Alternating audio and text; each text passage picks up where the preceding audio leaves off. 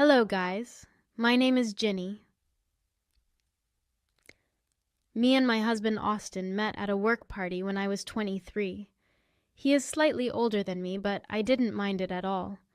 Austin is a pretty attractive guy, so I had no idea why he was still single. Well, turns out it was due to his childhood friend Megan. You see, Austin and Megan were born only 3 months apart. Austin's mom, Doris, was very close to Megan's mom, so from the very beginning they hoped that their children would be together.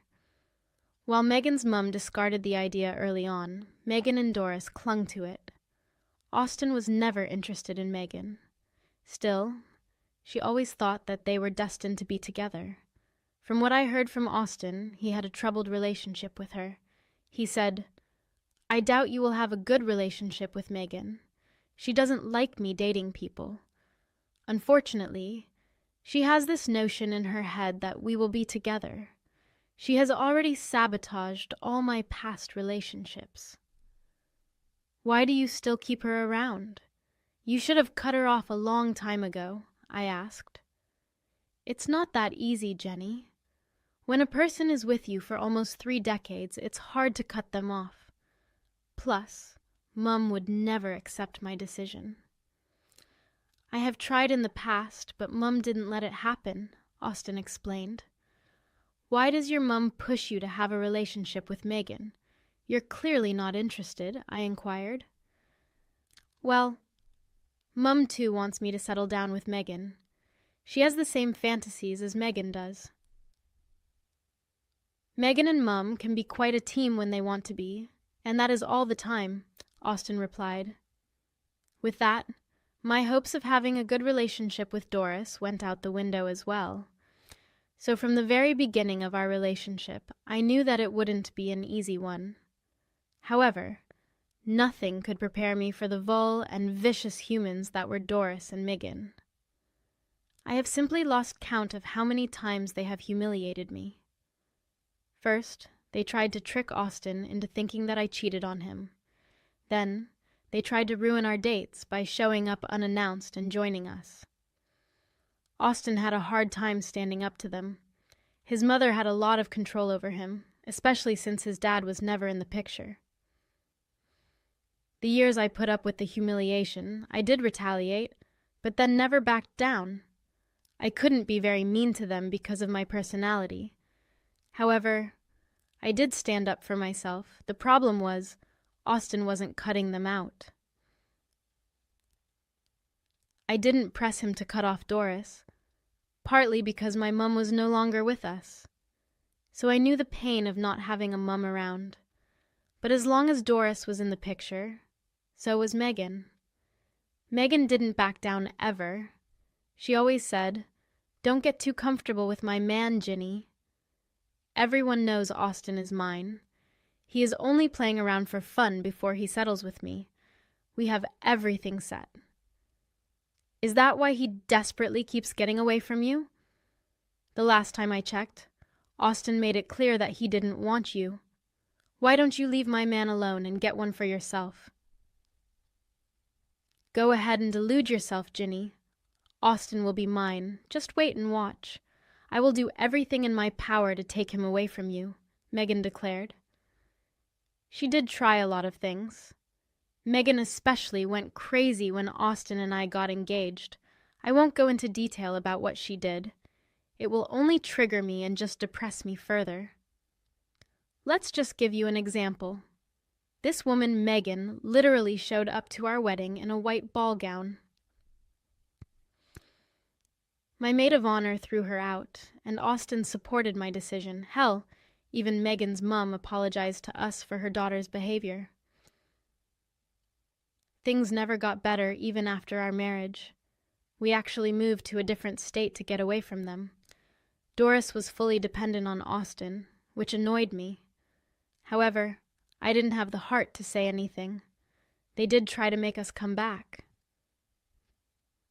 Austin and I were firm in our decision. For the first year, we had some peace away from Doris and Megan. However, something happened just after our first wedding anniversary. Doris called Austin and said, "Austin, I am in the hospital. I had a terrible accident that damaged my spine. I have been here for a while. The doctors are saying that I cannot walk." "What, Mom? How did this happen? Why didn't you call me sooner?" Austin asked. "I didn't want to disturb you, Austin. I know you and Jenny want some time away from me. Megan has been looking after me and helping me, but I need my son, Austin. Jenny, if you are listening, can you please allow him to come and see me? I cannot move, and I need help. If Austin stays with me for some time, I will become better," Doris pleaded. "Don't worry, Doris, and positive things will get better. Austin can go and stay there for a while. I understand that he needs you," I assured her. "Well, I'm not made of stone." Hearing about Doris's condition made me feel sad for her, plus Austin was devastated and kept blaming himself for keeping his distance from Doris. All this made me realize that I need to let him go for at least a while. So Austin packed up and went to Doris's place, as Doris needed a new and wheelchair-accessible place. I even offered my house so that she can stay there in peace. Guys, that was one of the worst decisions I took in my life. As soon as Austin was with Doris, he became a little distant from me. My mother-in-law would take up all his time and kept calling for help when we talked or FaceTimed.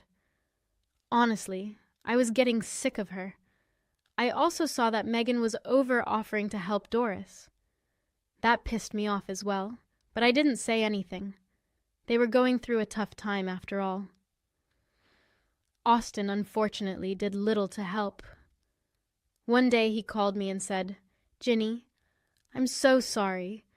It looks like I will be here for a while. Mom is nowhere near getting better. The doctor says that it will take at least 2 years. I have put in a transfer request at my job." "Wait, what? Are you moving there permanently?" "What about me, Julius?" I asked. "Not permanent. I will only stay till Mum gets better. I don't want to be away from you, but your work won't allow you to stay here. I really need to be with my mum. I hope you can understand." "I am sorry," he explained. There was nothing I could do.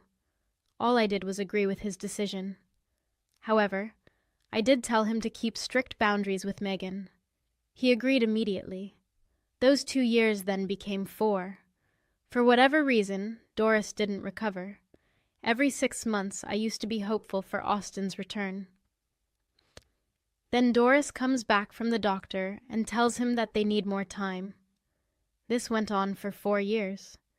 Yes, I was stupid because I didn't want to separate Austin from his mum. In the 4th year, I had had enough. I couldn't visit Austin and Doris because I didn't want to be around Doris. Plus, my work was too hectic and didn't allow much relief. Austin did visit a couple of times, but it wasn't enough.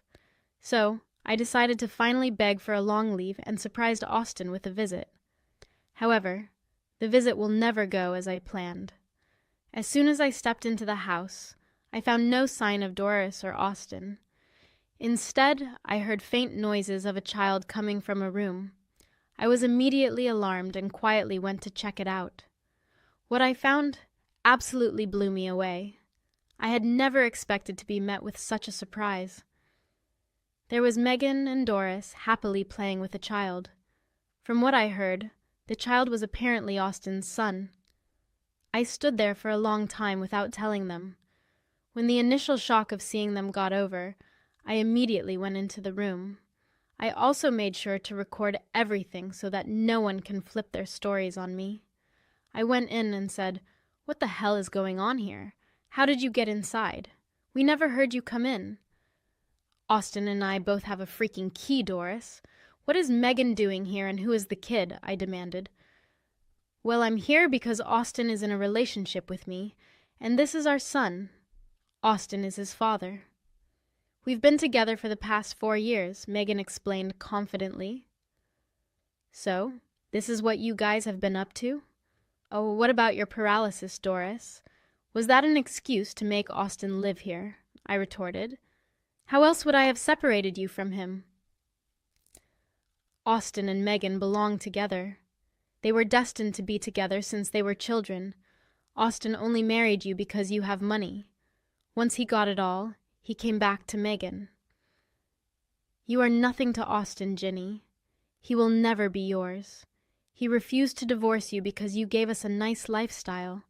Even if you leave now, you will have to give him half of your money, Doris accused. Oh, we will see about that, Megan. You all will pay for this. I can promise you that, I said firmly. I left the room and went to the porch. As soon as I was there, I broke down in tears. I didn't care if they heard. While I was crying my eyes out, I had some lingering doubts that Austin was lying to me. So I called Austin and said, "Why the hell is Megan and a kid in our house? Austin, she has been telling me that the kid is yours. What the hell is going on? Tell me the truth before I do something drastic." "What are you saying, Jenny?" "Megan is only here for a few weeks. She lost her apartment, so she's been staying with us for 2 weeks. I'm so sorry I didn't tell you. The kid is not mine," Austin explained desperately. "I swear that is not my child. I don't know why Megan said that, Ginny." "I would never cheat on you. The only reason I didn't go back home is because Mum has been sick," Austin pleaded. I hung up the phone and sent him the video recording I had. Thank God I remembered to record everything for proof. Whether or not Austin was lying was not the point at the moment. I wanted him to know that I have proof. After seeing the video, Austin didn't reply. However, he showed up at the house within 30 minutes of me sending it. He came home and said, "Jimmy, you have to believe me. I didn't cheat on you. This is all a setup. I had no idea Mum could walk. You need to believe me. I am shocked and feel betrayed." "What about Megan and the kid? Are those lies as well, Jenny?" he asked desperately. "I would never cheat on you. I already told you that. You know Megan has tried time and time again to break us up. She is just lying to you, only let her in because she has been helping my man with all the doctor's appointments," Doris admitted. Suddenly, it all made sense to me. Freaking Doris and Megan set everything up so that they could trap Austin. I was beyond shocked. Even Austin looked pretty devastated as he cried and begged me to believe him. Then he burst into the house to confront them. He called Megan and Doris out, and immediately they came running. I noticed that Doris was now using the wheelchair. That further proved that Austin wasn't lying. After ruling, he said, "Megan, why the hell are you telling Ginny that your son is mine? Are you insane?" Here's the text, punctuated and formatted into short paragraphs. "I would never cheat on her with you or anyone else. What is wrong with you?" "I don't know what you were talking about, Austin. Jenny must be lying to you. She hated the fact that I'm helping Doris. She had no mercy for a disabled woman." "Yeah. How can you shout at Megan when all she did was help your ungrateful wife? She didn't even come to see me. She's trying to take you away from me, Austin." "You have to see it, Mom. I know that you are not paralyzed. Quit the acting. I have video proof from Ginny that you have been lying to me." At the cue, I took out my phone and played the video for everyone to see. The look on their faces was awful. They immediately went pale and then started to cry. Austin was fuming at this point and said, "Stop with the tears. I want to know why you did this. Why are you trying to destroy my life, Mum?" "I spent 4 years of my life away from Ginny because of you. I need answers. I really did this so you can be with your true love, Austin. That witch Jenny doesn't deserve you. Megan and you are meant to be together. Yes, you know, Austin, that we are meant to be. I even stayed single for you. I care about you and Doris, unlike your gold digger wife. You call me a gold digger, but you are the one who's tricking my husband. You are a homewrecker. How dare you call me that? I'm going to be Austin's new wife. You just wait and see." "That's enough, Megan. I'm a married man, and you know I would never leave Jenny. I'm tired of your behavior, and you too, Mum. I think it's about time you leave."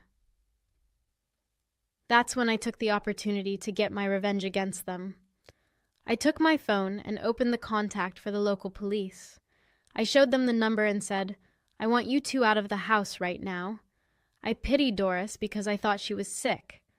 Now I know that everything was a plan to steal my husband. I won't tolerate this anymore. Get out, Megan and Doris. You can't kick us out. This is my son's house. He won't allow it. My son will never turn his back on me, and I will not allow Megan to be kicked out. Mum, what the hell are you talking about? This is not my house. That's right, Doris. This is my old childhood home. I let you live here out of pity. Now, if you two don't leave, I will call the police. Megan and Doris looked shocked by my revelation. I guess they never figured out that the house belongs to me. They looked scared and immediately started to beg Austin to let them stay. They said, "Austin, you can't let your wife kick out your poor mother. You know I am sick. I know you are fine, Mum. The video proved that already. Please don't kick us out, Austin. Think about my son. He already loves you so much. Are you going to abandon him? You can't do this." "I don't care. I feel sorry that your son has you as his mum. You have disrespected my wife and me enough. You need to leave." Megan and Doris kept pleading with Austin and emotionally blackmailing him. They also verbally attacked me and told me that I was destroying their relationship with Austin. When the verbal abuse escalated, I immediately called the cops for help. The cops arrived and found Megan trying to lunge at me and grab my hair. She was immediately arrested and taken into the cop car. Megan's son also went with the police so they could locate a legal guardian and hand him over. Now, technically, Doris qualified as a tenant, so I couldn't kick her out. However, the officers told her to find another place to avoid conflict. Me and Austin quickly called Doris's friend, who came and took her away. When they were gone, Austin broke down and apologized to me. He said, "I'm so sorry, Ginny. I know I made a mistake by allowing Megan into the house. Mom kept pressuring me to house her. She was already taking care of her and driving her to the doctor, so the guilt got to me. Do you realize that Megan was taking care of Doris so that you cannot find out their plan? She intentionally drove your man to the doctor because they knew you would catch Doris pretending to be paralyzed." "Oh my God, Ginny. I never thought of it that way. It never crossed my mind. Megan was always so close to Mum. I just thought she was helping out." I think that's when the full betrayal of Megan and Doris started to hit Austin. It was ugly. There was a lot of crying on both sides. Even I had to let out my emotions. After getting through the storm today, we talked about a lot of things and ultimately decided to press charges against Megan for trying to attack me. As for Doris, the first thing we did the next morning was get an eviction notice. The next day, we did get a call from Megan's mum. She said that she had her grandson in her custody.